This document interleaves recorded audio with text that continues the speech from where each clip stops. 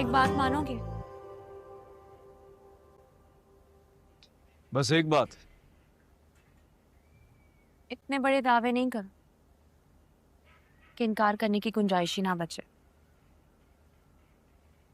तुम शादी कर लो।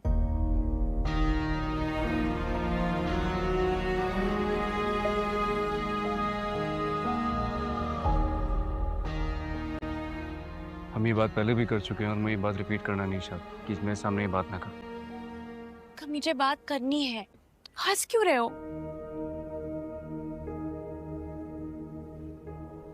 देखो, तुम शादी कर लोगे ना तो मेरे घर वालों को यकीन हो जाएगा कि हम दोनों एक दूसरे में इन्वॉल्व नहीं है। देखो, ये एक टेक्निकली झूठ है, मैं ऐसा करूंगा नहीं, इसलिए प्लीज तुम मुझे फोर्स ना करो। शिव, ऐसे मेरे बाबा कभी राजी नहीं होंगे। तुम बाबा को राजी करो, मुझे बर्बाद तो ना करो ना यार। तुम मेरी बात भी नहीं मानोगे? नहीं मानूंगा, तुम्हारी ये बात नहीं मानूंगा।